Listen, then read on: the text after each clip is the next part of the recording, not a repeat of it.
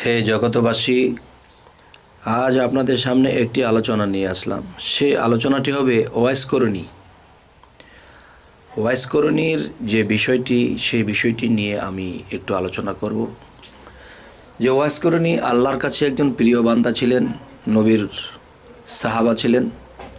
তবে নবীর যে সাহাবা ছিলেন, কিন্তু দেখা যায় তিনি স্বপ্নযোগে বা রুহানি জগতে হযরত মুহাম্মদ সাল্লাল্লাহু আলাইহি সাল্লামকে দেখেছিলেন, কিন্তু তিনি বাস্তবে দেখেননি।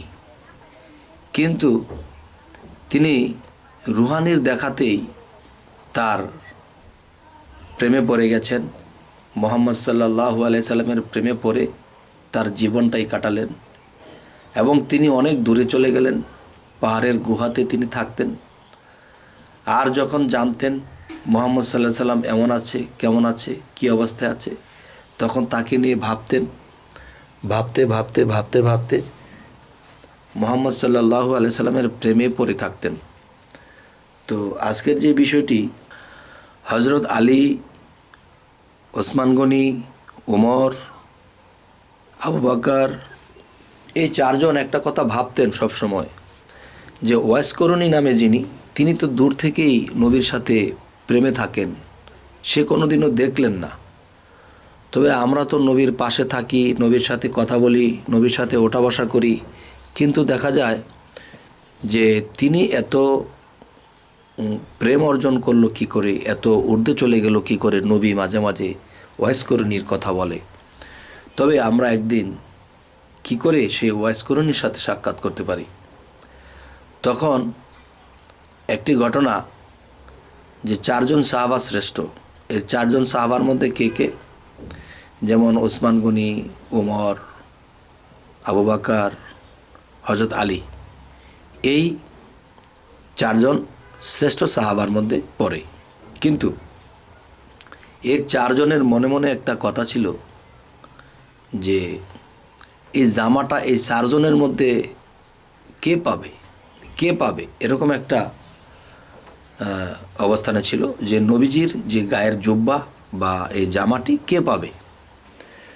তখন এমন করতে করতে করতে করতে একদিন হঠাৎ করে নবীজি বললেন যে তোমরা কি ভাবছো, এই যে আমার জামাটা দেখছো, এই জামাটা তোমরা একজনকে নিয়ে দিয়ে আসবে।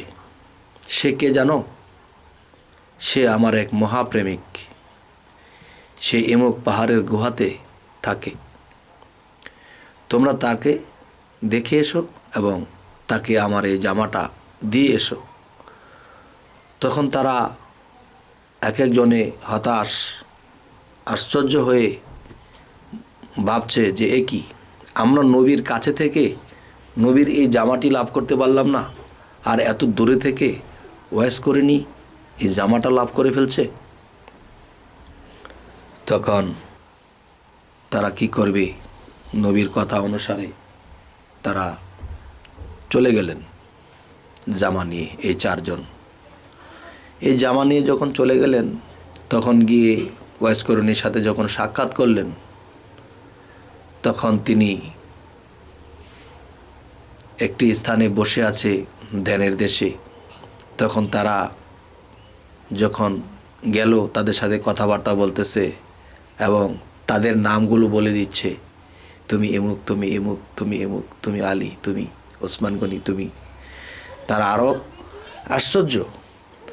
তখন তখন হযরত আলী জিজ্ঞাসা করলেন যে আপনার কাছে আমাদের একটা কথা জানার ছিল। সে কথাটি কি? সে কথাটি হলো যে নবীর ধারে কাছে আমরা রইলাম, নবীকে এত ভালোবাসলাম, নবীর কথা অনুসারে চললাম, কিন্তু দেখা যায় যে এই নবীর জামাটা আমরা কেউ পেলাম না।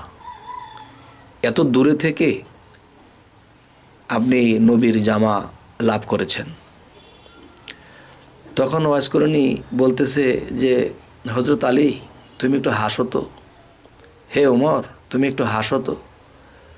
তখন তারা যখন হাসছিল, তাদের প্রত্যেকটা দাঁত দেখা যাইতেছে, যে তাদের দাঁতগুলো দেখা যাইতেছে, সুন্দর দাঁত নিয়ে হাসছে।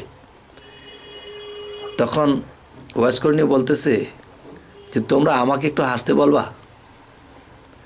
তখন বললো হ্যাঁ আপনিও একটু হাসেন। তখন হাসতে গিয়ে দেখতেছে ওয়াইসকরণীর মুখে কোনো দাঁত নেই। এই বয়সে আপনার দাঁত কই? আপনার দাঁত তো একটাও নেই। তখন বলল দেখো ভাই, যে আমি যখন শুনেছি নবী ওহদের যুদ্ধে একটি দাঁত পড়ে গেছে, তখন আমি ভাবলাম নবীর একটি দাঁত থাকবে না, আমার কেন দাঁত থাকবে? তখন একটি দাঁত সে নিজে একটা পাথর দিয়ে ভেঙে ফেললেন।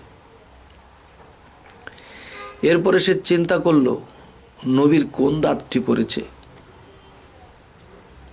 নাকি এই দাঁতটা পড়লো নাকি ওই দাঁতটা পড়লো। তখন ওই পাশের দাঁতটাও ফেলে দিল।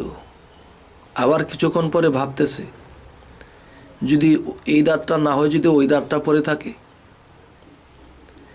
তখন ওই দাঁতটাও ফেলে দিল। এখন ভাবতেছে এই দাঁতটা নাকি পড়লো নাকি ওই দাঁতটা পড়লো। তো নবীর যেই দাঁত পড়েছে আমার সেই দাঁত কি করে রাখি? তখন দেখা যায় টোকাইতে টোকাইতে সমস্ত দাঁতগুলোই ফেলে দিলেন। তাহলে ওয়াইসকরণী এত প্রেমিক সে। তাহলে এখন কথা হলো যে এই প্রেমিক ব্যক্তি বলতেছে হে আলী, হে উমর, হে আবু বকর, হে ওসমান গনি, এখন তোমরা বলো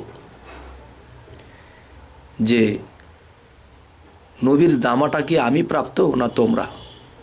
তখন চারজনই বলতে লাগলো না না, আমরা ভুল বলেছি, এতক্ষণ বুঝতে পারিনি। আপনি নবীর যে প্রেমিক, আপনি তো এই জামাটি পাওয়ার যোগ্যতা। আজ না আসলে, নবী যদি আমাদেরকে না পাঠাইতেন তাহলে এই বিষয়টা আমরা বুঝতাম না। তবে আপনার মতো প্রেমিক যেন পৃথিবীতে অনেক হয়। হে জগতবাসী, আজকে আমি যে কথাগুলো বলতেছি, যে ওয়াইসকরণী এমনই একজন প্রেমিক,